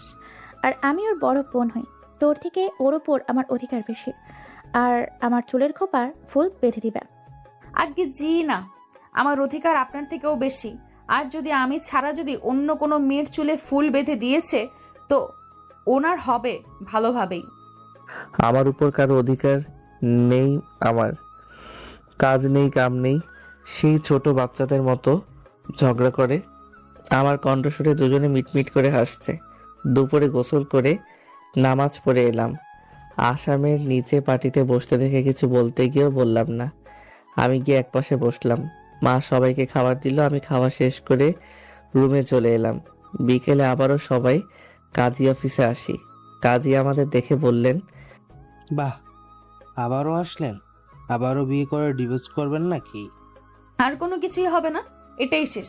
যা যা পেপার লাগবে এখানে আছে, আপনি আপনার কাজ করেন। সুবুদ্ধি হইলেই ভালো। ওকে দেন তাহলে। কাজী তার কাজ শুরু করলেন। আবারও নতুন করে বিয়েটা হয়ে গেল। ইরা সবাইকে তার বাসায় নিয়ে এলো। আপনি যে এমনভাবে বিয়ে করলেন, আপনার বিজনেস পার্টনারগুলো তো জানলো না? আপনি না, তুমি করে বলো, আমি তোমার বউ। ওকে, তোমার এমনভাবে বিয়ে করা মানালো না। তোমার বিজনেস পার্টনারগুলো তো জানতেই পারলো না। একটা পার্টিতে সবাইকে ইনভাইট করে জানিয়ে দেব, ওগুলো নিয়ে তোমাকে ভাবতে হবে না। আম্মু কি করছে দেখি। আমিও যাব। দেখি বাসার কাজের মেয়ের সাথে বাসা ঘুরে ঘুরে দেখছে। বাহ, ভালো তো। তোমার কাজিন নেই না? মানে মামা, মামি, খালাম্মা, ফুপি, চাচা এরা? সবাই আছে, তবে কারোর সাথে আমার সম্পর্ক ভালো না। এই তুমি কেমন বলবা? আমার ক্যারেক্টার একদম বাজে। এই যে সোজাসুজি মুখের উপর সত্য কথা বলে দেই, সেটা বড় হোক বা ছোট হোক, তাই আমাকে কেউ পছন্দ করে না। আর তাই কারোর সাথে কোনো সম্পর্ক নেই। ও আচ্ছা, বুঝলাম। একা একা থাকতে খারাপ লাগতো না? কেন লাগবে না? আম্মুও নেই, আব্বুও নেই, কষ্ট প্লাস অনেক খারাপ লাগে, একাকিত্ব ফিল হয়। বাসার কাজের লোক আছে, অনেক আছে, তবু একা একা লাগে। আর চিন্তা নেই, এখন আম্মু পেয়ে গেছি। তোমার কোনো আম্মু নেই, আমার আম্মু। সত্যি এমন না এমন অভিনয় করছে? ছোট বাচ্চাদের মতো স্বভাব। দেখতে থাকি তাহলে বুঝতে পারবো। আচ্ছা নিয়ে যাও। নিয়েছি তো। আম্মু দেখি কাজের মেয়েটার সাথে বেশ গল্প জমিয়েছে। সেটাই তো দেখছি। সময়গুলো কেটে গিয়ে রাত হলো। তিনজনে একসাথে বসে খাবার খেলাম। মাকে একটা রুম দেখিয়ে দিয়েছে। যা মেডিসিন খেয়ে শুতে যাও। মেডিসিন শেষ হয়ে যাবে। আচ্ছা, আগামীকাল গিয়ে নিয়ে আসবো। আচ্ছা তুমি ঠিক মতো খেলে না যে, অসুস্থ কি তুমি? আমি ঠিক আছে, কেন জানি ঠিক মতো খেতে পারলাম না। রাত তো অনেক হয়েছে। আমি গিয়ে এবার ঘুমিয়ে পড়ি। আর রাত না জেগে তোমরাও ঘুমিয়ে যাও। জি আম্মু, কোনো সমস্যা হলে জানাবেন। আর না মা, কোনো সমস্যা নেই। আর হলেও অবশ্যই বলবো, টেনশন করিও না। আমার অনেক ঘুম আসছে, আমি ঘুমিয়ে গেলাম। আল্লাহ হাফেজ। খাওয়া শেষ করে ছাদে চলো, এত সুন্দর হয়ে চাঁদ উঠেছে, মুহূর্তটাকে এনজয় করব। চলো। তারপর খাওয়া শেষ করে ছাদে চলে এলাম। দেখি সুন্দর একটা দোলনা আছে, ওখানে গিয়ে বসলাম। ইশারা করে আমাকে ইরা তার কোলে মাথা রাখতে বলল। আমিও দেরি না করে কোলে মাথা রেখে ওর দিকে তাকালাম। মনে হচ্ছে কত আগে থেকে আমাদের প্রেম চলছে, তাই না? সেটাই মনে হচ্ছে। আচ্ছা, তোমার আপন কেউ নেই? বংশের অনেকেই আছে, তবে নানির বাড়ির কারোর সাথে সম্পর্ক নেই। কারণ মা আব্বু রিলেশন করে বিয়ে করেছিল। শুনেছি নানারা নাকি অনেক বড়লোক ছিল, মাকে তারা ত্যায্য করে দিয়েছিল। আর আমার দাদা নাকি তাও বাড়ি থেকে আব্বা এবং মাকে বের করে দিয়েছিল। আব্বার কাছে কিছু টাকা ছিল, তাই তখন ওই জমিটুকু কিনে ওভাবে চলার মতো একটা বাড়ি করে আর ছোট একটা চাকরি করত। ওখান থেকেই তাদের চলতো। আমার বয়স যখন 10, তখন আব্বা অ্যাক্সিডেন্ট করে মারা যান। তারপর থেকে আমি কাজ করে যেমনভাবে পারি তেমন সংসার চালিয়েছি। কখনো খেতে পেয়েছি ঠিকমতো, কখনো পাইনি। তোমরা দেখি অনেক কিছু সহ্য করছো। আম্মু বেশি কষ্ট সহ্য করেছেন। আচ্ছা, তুমি কি তোমার নানির বাসার কাউকে চেনো, বা তোমার দাদার বাসার কাউকে? না, আমি কখনো দেখিনি, তো চিনব কিভাবে? চিনলে বলতাম যে আম্মু আর আব্বুকে এমন ভাবে কষ্ট দেওয়ার জন্য প্রতিশোধ নিয়ে নিতে। কেমন আব্বু আর আম্মুকে কষ্ট দিয়েছে মেনে নিলে কি এমন ক্ষতি হতো? ছেলে মেয়ে সুখে থাকলে তো বাবা মায়ের সুখে থাকার কথা। আরে ওগুলো বাদ দাও, ওগুলো করার প্রয়োজন নেই। তবে সুযোগ পেলে আমিও ছাড়বো না। শুনেছিলাম তোমার নাকি একটা বয়ফ্রেন্ড ছিল। না, আসলে ছিল একটা প্রতারক শালা। 2-1 দিন পর পর টাকা চাইতো। টাকা কোনো ম্যাটার না, তবে একদিন অন্য বেডির সাথে আমার সামনে ধরা পড়ে যায়। সেদিনই ব্রেকআপ করে নিই। আমি তো তোমাকে এমনি মিথ্যা বললাম। কিন্তু আমি সত্য কথা বলতাম। তবে আগেই বলে দিচ্ছি, আমাকে এটা নিয়ে খোঁচা বানা। আচ্ছা ঠিক আছে, বললাম না কিছু। তোমার কেউ ছিল না, মিথ্যে বলবা না। আমার তো মনে হয় তোমার একটা না বেশ কয়েকটা গার্লফ্রেন্ড ছিল। আপনার মতো একজন ছিল, শালি চাকরিজীবী আর বড়লোক ছেলে দেখে আমাকে ভিখারি বলে গেছে। তুমিও কিন্তু এটা নিয়ে খোটা বানা। আচ্ছা ঠিক আছে, তবে এই বেটিকে ধন্যবাদ, তোমাকে রেখে চলে গেছে, তাই এখন তুমি আমার। আচ্ছা, ওরে এবং ওর বরকে একদিন ইনভাইট করি, কি বলো? যখন পার্টি দিরা তখন না হয় করা যাব। আর তোমার বয়ফ্রেন্ডও জমে যাবে, ডাকবা তাহলে আরো জমে। ঠিক ঠিক। আর আজকে এমন ভাবে গল্প করে করে রাত কাটাবা? আরে সেটাই তো। আচ্ছা ট্রাই ইট বলেই এক লাফে উঠে দাঁড়িয়ে গেছি। আমার এমনভাবে উঠাতে ঘাবড়ে গেল। আরে তেমন কিছুই হয়নি। তাহলে এমন ভাবে উঠলে কেন? কোনো সমস্যা? না তো, তবে দেখি বলেই ইরাকে কোলে তুলে নিলাম। কি হলো, এমনভাবে তাকিয়ে আছো কেন? না, আসলে এখন অনেক লজ্জা করছে। রুমে চলো, সব লজ্জা নিজে গুটিয়ে পালিয়ে যাবে। কোলে নিয়ে চলে এলাম রুমে। বুকে মুখ লুকিয়ে রেখেছিল।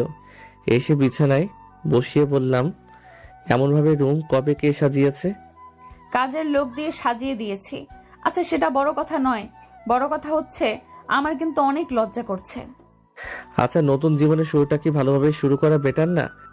তোমার কথা ঠিক বুঝলাম না, বুঝিয়ে বলো। নামাজ পড়ে নতুন জীবন শুরু করি। আচ্ছা তুমি নামাজ পড়ো? মা কিন্তু নামাজ না পড়লে সহ্য করতে পারে না। আমি যে এত বড় হবার পরে কত মাইর খেয়েছি তার ঠিক নেই। না, তবে আম্মুর থেকে সব শিখে নেব। আচ্ছা, যখন ও মন ভাবে বলছো, তখন চলো নামাজ পড়ে নেই। তারপর দরজা লাগিয়ে অজু করে নামাজ পড়ে এলাম। এরপর ওয়াশরুম না একটা আস্ত রুম বুঝলাম না, সেটা বড় কথা নয়। তারপর অজু করে এসে নামাজ পড়ে ঝাঁপিয়ে পড়লাম ইরার উপর। ঠোঁট থেকে শুরু করলাম, তারপর আস্তে আস্তে কাঁধে, তারপরে আর কিছু নেই। কিছুক্ষণ পরে দুজনের শরীরে উপর একটা মাত্র চাদর, শরীরে কোনো পোশাক নেই।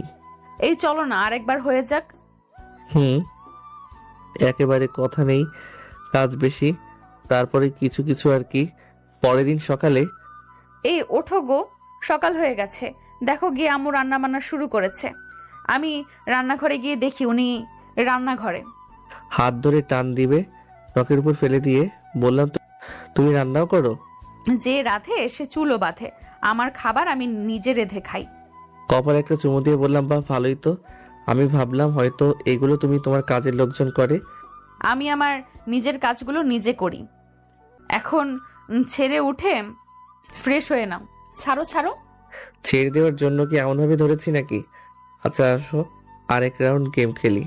আগে জি না, এখন কোনো কিছুই হবে না, ছাড়ো আমাকে। আরে ছাড়ো না। একটু টেনে ঠোঁটের সাথে ঠোঁট মিলিয়ে কিস করতে লাগলাম। একটু পরে ছেড়ে দিতেই ছি, বাসি মুখে কিস করলো। ছাড়ো বলছি, ছাড়ো। আরো শক্ত করে টেনে উপরে শুয়ে বললাম, আমি তো ছাড়ছি না। দরজা খোলাই আছে, কাজের লোকজন এইদিকে কেউ আসবে না, কিন্তু আম্মু তো ডাকতে আসতে পারে। ছাড়ো বলছি, ছাড়ো। আরে ছাড়ো না। রাতে এত দুষ্টুমি করেও এখন আবার শুরু করেছে। কে শুনে কার কথা? ঠোঁটে একটা চুমু দিয়ে বললাম, মা রান্নাঘরে আছে, আসবে না? যদি চলে আসে? আরে থুর, ওঠো না তুমি। আচ্ছা ঠিক আছে, ছেড়ে দিলাম। কিন্তু ছাড়ার আগে আবার ঠোঁটে ঠোঁট লাগিয়ে কিস করতে শুরু করি। একটু পরে ছেড়ে দিয়ে বললাম, যাও এবার আমিও উঠে ফ্রেশ হয়ে নেই। গতকাল পোশাক নিয়ে এসেছিলাম, ওগুলো নিয়ে ওয়াশরুমে এসে ফ্রেশ হয়ে বাইরে এলাম। মা টেবিলে সব খাবার রেডি করে রেখেছে, তারপর সবাই মিলে একসাথে খেয়ে নিলাম। আম্মু আপনার প্রয়োজনীয় সব কিছু নিয়ে এখানে চলে আসেন। আমি ড্রাইভার এবং 2জন লোক পাঠিয়ে দিচ্ছি। আপনি বলে দিবেন কি কি নিবেন, কাজের লোকজন গাড়িতে তুলে দিবে। আমরা একটু কলেজের দিকে যাব, তাই না হলে আপনার সাথে যেতাম। আমি ওইখান থেকে কি নিব? আমার মেয়ের তো এখানেই সব কিছু আছে। তাও কিছু স্মৃতির জিনিস থাকে না, আব্বুর হয়তো রেখে যাওয়া স্মৃতি থাকতে পারে। আচ্ছা ঠিক আছে। আর তোমরা কলেজে কি জন্য যাবা? আপনার ছেলের কি পড়াশোনা শেষ হয়েছে? কম করে হলেও গ্র্যাজুয়েট সম্পন্ন করতে হবে। আমি যেখানে পড়াশোনা করি সেখানে ভর্তি করিয়ে তারপর আসব। কোন কলেজে? তানিশা যেখানে পড়াশোনা করে ওখানে? আম্মু, খাবার কিন্তু বেশ মজাদার হয়েছে। আসসালামু আলাইকুম ম্যাম, কেমন আছেন আপনি? ওয়ালাইকুম আসসালাম, আলহামদুলিল্লাহ ভালো। আপনি কেমন আছেন? আলহামদুলিল্লাহ ভালো। আপনারা কেমন আছেন? আলহামদুলিল্লাহ ভালো। আপনার খবর কি? আজকে মনে হচ্ছে খুব খুশি খুশি লাগছে। আপনাদের দেখে অনেক ভালো লাগছে, তাই খুশি লাগছে। ধন্যবাদ মুশাররফ সাহেব, আপনার বোঝার জন্য। এমন একটা দিন উপর পেয়েছি এবং সামনেও পাবো। আমি আজকে আমার অফিসে যেতে দেরি হতে পারে, আবার নাও যেতে পারি। আপনি গিয়ে আজকে সবকিছু সামলে নেন। ওকে ঠিক আছে ম্যাম, আমি তাহলে এখন অফিসে গেলাম। মোশাররফ সাহেব চলে গেল। আমি আর ইরা খাওয়া শেষ করে রেডি হয়ে নিলাম। দরজা লাগিয়ে ইরা গিয়ে তার পোশাক বের করলো। পোশাকটা নিয়ে ড্রেসিং টেবিলের সামনে এসে দাঁড়ালো। দেখি গাউন খুলছে। এই, তুমি কি আমার সামনে সবকিছু খুলবে? সমস্যা কোথায়? তুই তো নাকি? অন্য কেউ তো আর এখানে নেই। রাতে সবকিছু দেখে এখন ঢং করো কেন? চোখ বন্ধ না করে শুধু দেখতে থাকো। আমার বউ তো দেখি অনেক রোমান্টিক। বহু এমন রোমান্টিক থাকলে কি আর চাই। আচ্ছা আমি দেখছি। পোশাক খুলে ছায়া ঢং পরে শুয়ে পরে শাড়ি পরতে পরতে বলল, নাও আমাকে শাড়ি পরাতে সাহায্য করো। ওকে। উঠে গিয়ে হাঁটু গেড়ে বসে নাবিতে একটা চুমু দিলাম। ইরা একটু কেঁপে উঠল। এই এই এসব কি হচ্ছে? এখন একদম কোনো দুষ্টুমি হবে না। আচ্ছা দাও। তারপর শাড়ির কুচি ধরতেই ইরা শাড়ি পরতে লাগলো। আমি মাঝে মধ্যে ওর পেটে স্পর্শ করতে থাকি আর ইরা হাত সরিয়ে দিতে থাকে।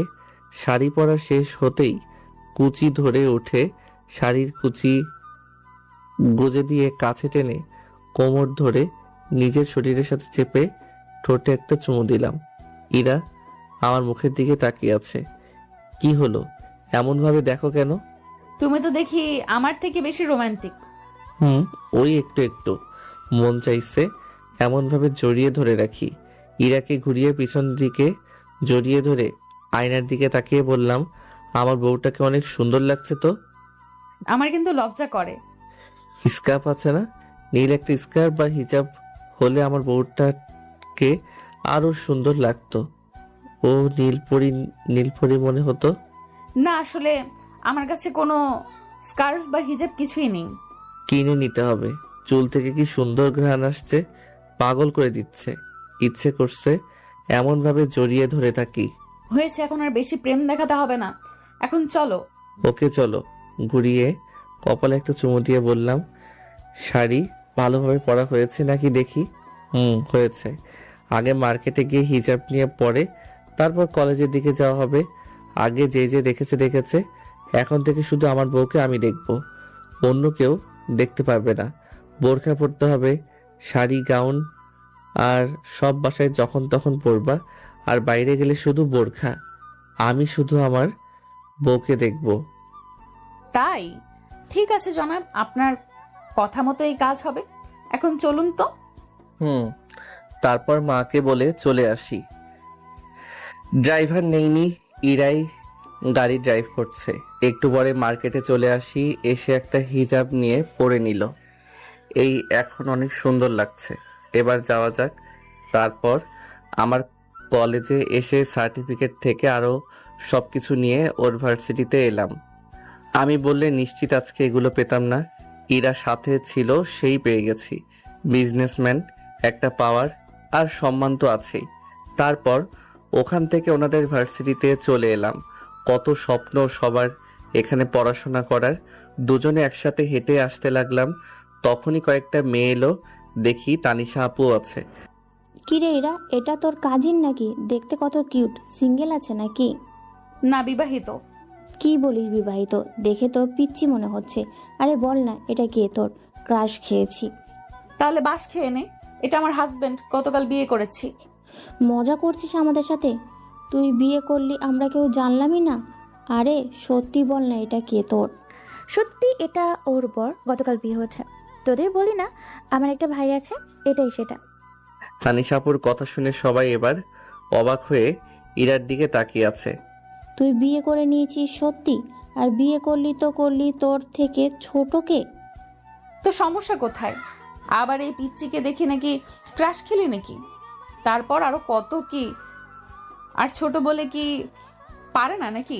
কোথায় কোনো সমস্যা হলো না তো, কত সুন্দরভাবেই ফার্স্ট নাইট কাটিয়ে দিলাম।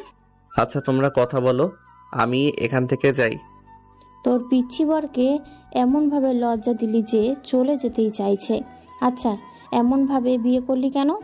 কিছু সমস্যার জন্য এমনভাবে বিয়ে করা, তবে সবাইকে ইনভাইট করে জানিয়ে দিব, সমস্যা নেই। ও আচ্ছা, তানিশা মনে হয় এটা জানতো, তাই না? জানতো, তবে তাকে বারণ করেছিলাম, তাই তোদের কিছু বলেনি।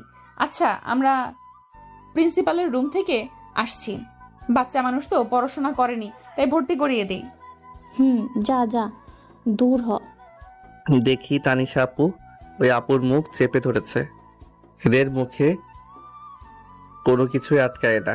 ওটা বললেও খাওয়া হবে, না বললেও খাওয়া হবে। চলো চলো, এদের কাছে থাকলে লজ্জা ছাড়া আর কিছুই পাবা না। ইরা আমার হাত ধরে টানতে টানতে নিয়ে যেতে লাগলো। সব কয়টা হাসাহাসি করছে। এদের সাথে থাকলে লজ্জা ছাড়া আর কিছুই পাবে না। খুব বুঝতে পারছি। তারপর প্রিন্সিপালের সাথে কথা বলে কাজ শেষ করে চলে আসি। প্রিন্সিপাল বলল আগামীকাল থেকেই নাকি ক্লাস করতে পারি। দেখি ওই আপুগুলো এখনো দাঁড়িয়ে আছে, ওদের কাছে যেতেই। চলে যাবি? একটু মার্কেটে যাব, তারপরে ওখান থেকে অফিসে যেতে হবে। আচ্ছা, আমাদের দুলাভাইকে রেখে যা, একটু আদর যত্ন খেয়ে যাবে। চুপ, আমার পিচ্ছি কিউট বরের দিকে একদম নজর দিবি না, দিলে তোদের সব কয়টার খবর আছে। আর তানিশা, নজর রাখা তোর দায়িত্ব থাকলো। আহা, এমন করছিস কেন? তোর বয়ফ্রেন্ড নিয়ে বলতাম তখন তো এমন মাইন্ড করতি না, তখন কত কি বলতিস, আর এখন দিতে চাইছিস না কেন? থাক তোরা, আমরা যাই, এই চলো।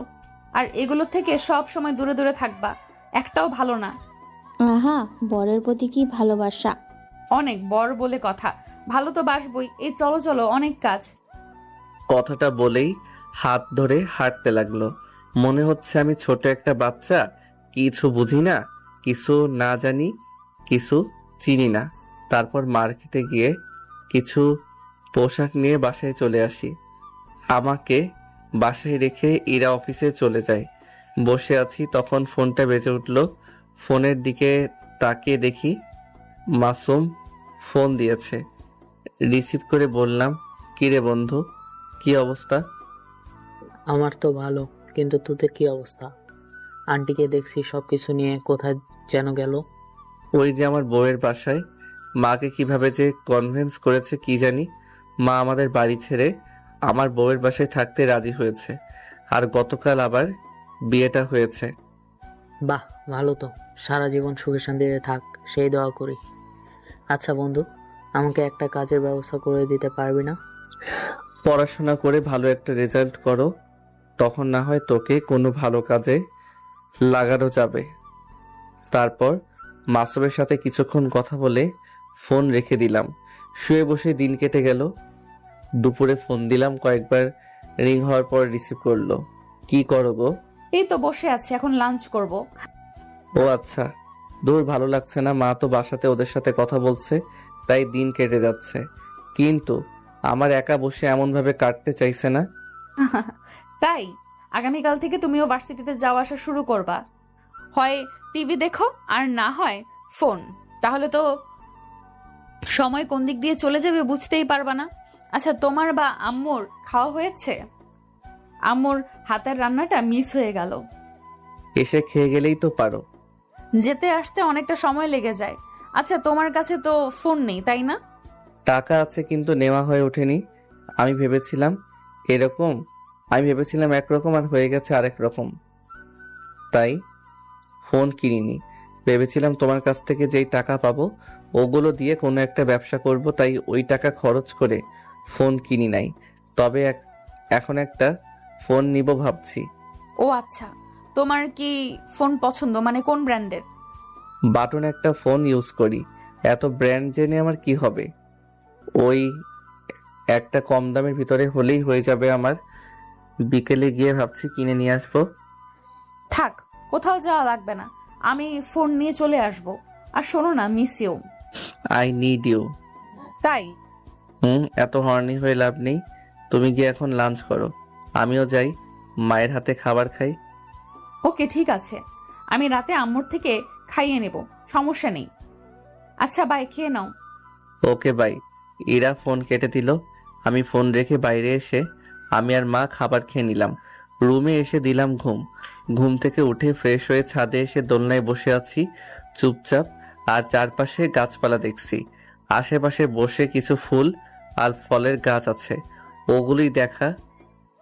এখন বিকেলে পাখিগুলো কিচিরমিচির আওয়াজ করছে, শুনতে ভালোই লাগছে। বাতাসে ফুলের সুবাস কেমন একটা মাতাল করে দিচ্ছে। এমন সুবাস আসছে কোথা থেকে? বাম সাইডে তাকিয়ে দেখি বেশ কয়েকটা বেলি ফুলের গাছ। রাতে তো এইসব খেয়াল করিনি। পাশে ওই রকম ফুল থাকলে কি অন্য ফুলের দিকে নজর যায় নাকি? ফুলের গাছের দিকে এগিয়ে গেলাম। বাসার পিছন সাইডে দেখি বাহারি ফুলের গাছ। ছাদ থেকে নেমে বাড়ির পিছনটা ঘুরতে লাগলাম। বসার জায়গা বানানো আছে, ওটাই গিয়ে বসলাম। বেশ কিছুক্ষণ পরে ফোনটা বেজে উঠল। ফোনের দিকে তাকিয়ে দেখি ইরা ফোন দিয়েছে। রিসিভ করতেই, কোথায় আছো তুমি? এই তো বাড়ির পিছন দিকে। তুমি কোথায়? আমি বাসায়, রুমে। ও আচ্ছা, আসছি, ওয়েট। ফোন কেটে চলে আসি। এসে রুমে এসে দেখি বিছানায় বসে আছে। কি ব্যাপার, কি অবস্থা? এই তো ভালো, খুব ফুরফুরে মেজাজে আছো মনে হচ্ছে। ওই একটু একটু। ইরা একটা ব্যাগ হাতে ধরিয়ে দিল। দেখি একটা ফোন বের করে বুঝতে পারছি বেশ অনেক দামি ফোন আছে। এত দামি ফোন নেওয়ার কি খুব প্রয়োজন ছিল? যত নিয়েছে, এখন থেকে এটা ইউজ করবা। আর এখন একটা চুমু দাও। I am hungry, I need your kiss. Kiss খেয়ে পেট ভর্তি হয় নাকি? শোনা, আবার তোমার ঠোঁট দরকার, তোমার চুম্বন দরকার, তোমার আলিঙ্গন চাই। দরজা আটকে এসে শুরু হলো ঠোঁটের উপর অ্যাটাক। একটু পরে ছেড়ে দিয়ে কপালে একটা চুমু দিয়ে বললাম, হয়েছে? বাকিটা রাতের জন্য রেখে দিলাম।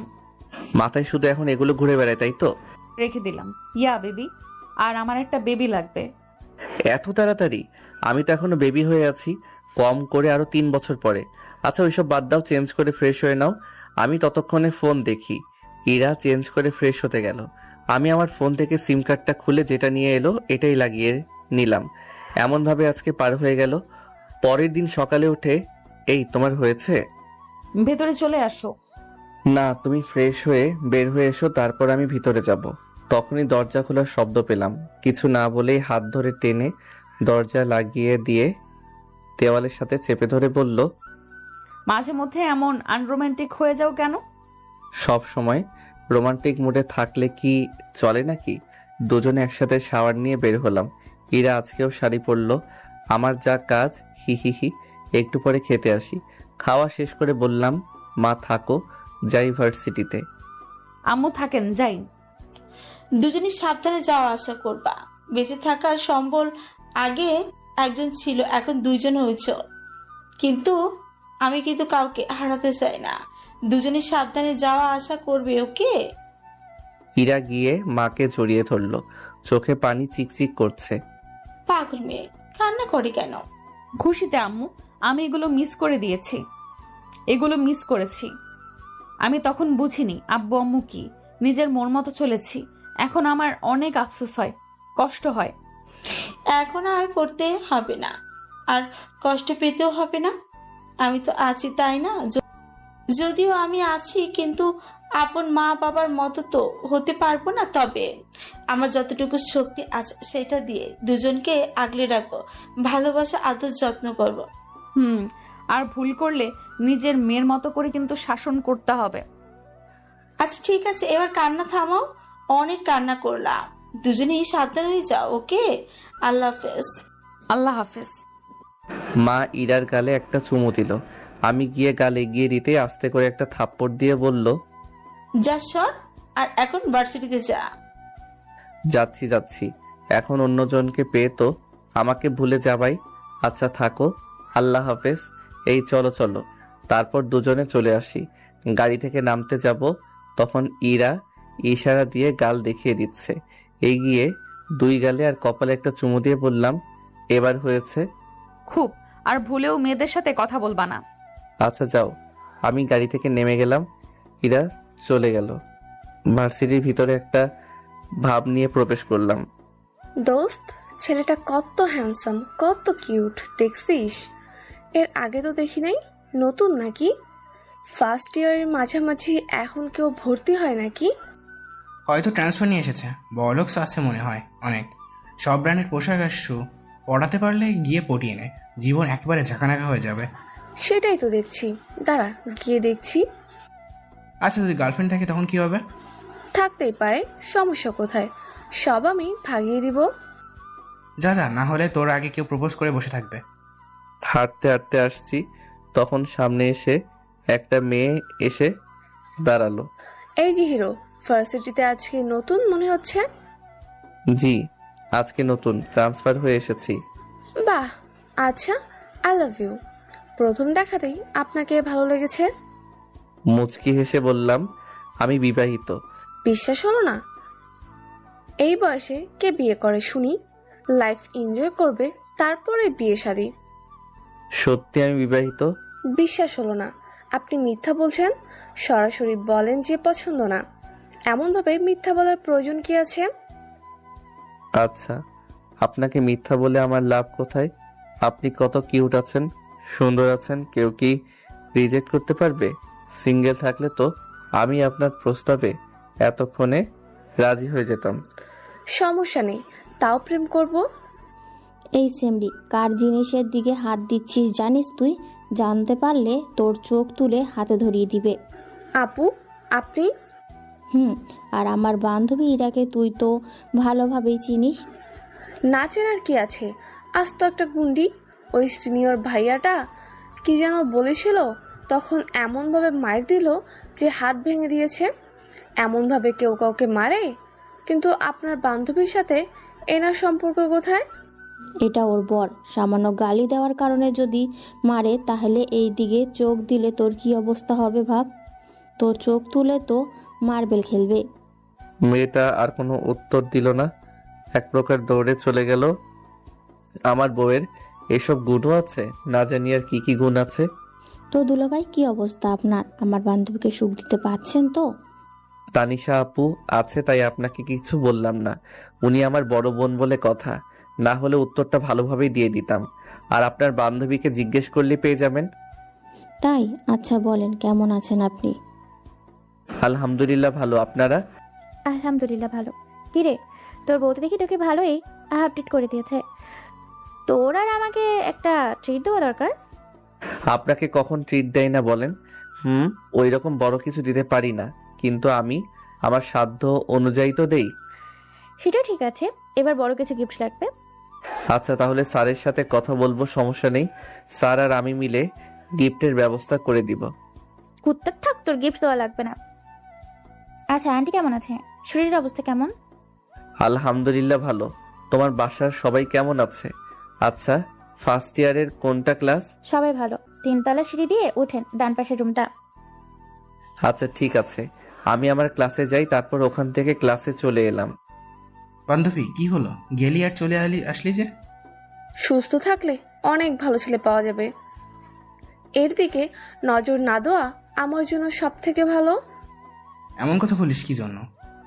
বেডা বিবাহিত, আর ওই যে 4র্থ বর্ষের একটা গুন্ডি ছিল না, ইরা, যদিও কয়েক মাস থেকে ভার্সিটিতে আসে না, ওটা ওর বর। আহারে বাস, কান্দিস না বান্ধবী, তোর জন্য বুইরা কাকু খুঁজে নিয়ে আসবো।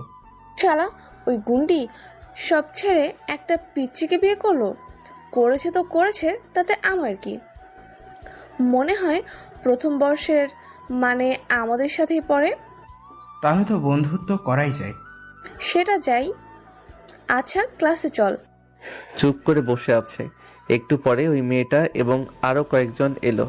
হ্যালো, আমি নোমান, তোমার নাম কি? আমি আকাশ আহমেদ নীল। আমার বান্ধবী নিধি। এই যে এটা ক্রাশ খেয়ে প্রপোজ করতে গেল, কিন্তু আসলা বাস খেয়ে ফিরে এলো। করি, চুপ করবি তুই?